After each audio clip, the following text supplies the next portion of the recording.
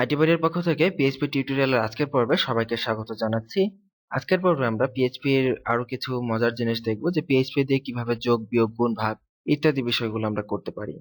তো পিএইচপি তে যে কোনো কিছু যোগ করার জন্য আমরা এখানে ইকো ব্যবহার করব, যেহেতু যে কোনো কিছু আউটপুট বা যে কোনো কিছু প্রিন্ট করার জন্য ইকো ব্যবহার করা হয়। সো এই ক্ষেত্রে আমরা ইকো লিখে আমরা যদি 5 + 6 দেই, দিয়ে যদি সেমিকোলন দিয়ে এটাকে শেষ করি, তাহলে পিএইচপি যেটা করবে, আমরা সাধারণ HTML এ যেটা দেখতাম 5 + 6 লিখলে আউটপুটটা 5 + 6 এ আসতো।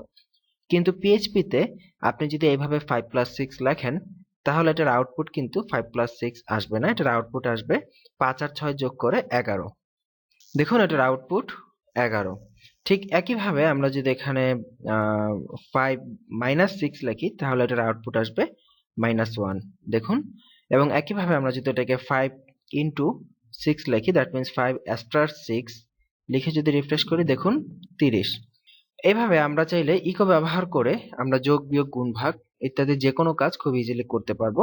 এখানে একটা জিনিস আপনারা হয়তো অলরেডি খেয়াল করেছেন, আমি কিন্তু এই যোগ, বিয়োগ, গুণ, ভাগ এই কাজগুলোকে আমি কিন্তু কোনো ধরনের কোলন দিয়ে, মানে কোট ইউজ করি নাই। যেমন এখানে যদি আমরা দেখুন, যদি এটাতে আমরা কোট ইউজ করতাম, আমি ডাবল কোট ইউজ করছি, করে যদি রিফ্রেশ করতাম, তাহলে এখানে 5 আর 6 এইভাবে দেখাচ্ছে।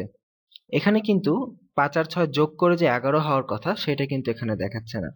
তো স্বাভাবিকভাবে পিএইচপি কোডগুলো অ্যাকচুয়ালি পাশাপাশি চলে আসে। এটা দূর করার জন্য আমরা চাইলে এই কোডের মধ্যে আমরা একটা HTML ট্যাগ ইউজ করতে পারি। এখানে একটা জিনিস লক্ষণীয়, যে আমরা ইকোতে এই কোডের মধ্যে আমরা চাইলে HTML কোড ব্যবহার করতে পারি, নো প্রবলেম। এই কোটেশনের মধ্যে আমরা যে কোনো HTML ব্যবহার করতে পারবো। এখানে আমি লাইন ব্রেক করার জন্য এখানে একটি বিআর ট্যাগ ব্যবহার করলাম, আপনি চাইলে এখানে যে কোনো কিছু ব্যবহার করতে পারেন। তো এই ক্ষেত্রে আপনাকে এই জিনিসটা মাথায় রাখতে হবে, যে আপনি যখন কোনো যোগ, বিয়োগ, গুণ, ভাগ বা কোনো ভেরিয়েবল নিয়ে কাজ করবেন, ভেরিয়েবল কি জিনিস সেটা আমরা নেক্সটে জানবো ইনশাআল্লাহ। তো আপনি যখন যোগ, বিয়োগ, গুণ, ভাগ ইত্যাদি কোনো কাজ করতে যাবেন, অবশ্যই সেটাকে কোটের বাইরে রাখতে হবে, বা কোটেশন মার্কের ভেতরে রাখলে সেইটা একটা স্ট্রিং হিসেবে সেই লেখাটা সরাসরি চলে আসবে, সেইটা আর যোগ, বিয়োগ বা এইরকম কোনো অপারেটরের কাজ করবে না। সো এই হচ্ছে আজকের টিউটোরিয়াল। একটা বেসিক জিনিস আমরা জানলাম, যে পিএইচপি তে কিভাবে আমরা যোগ, বিয়োগ, গুণ, ভাগ করতে পারি, এবং তার পাশাপাশি আমরা এই কোটের ভেতরে যে কোনো HTML ব্যবহার করতে পারি। ইভেন আমরা যদি এখানে কোনো HTML কোডও লিখি, যেমন দিস ইজ হেডিং লিখে আমরা যদি রিফ্রেশ করি, আপনি দেখবেন এটার ভেতরে সেই HTML কোডটা দিস ইজ হেডিং চলে আসছে। আমরা যদি রাইট ক্লিক করে ভিউ পেজ সোর্স দেখি, দেখবেন এই যে হেডিং এর ভেতরে দিস ইজ হেডিং কথাটা চলে আসছে।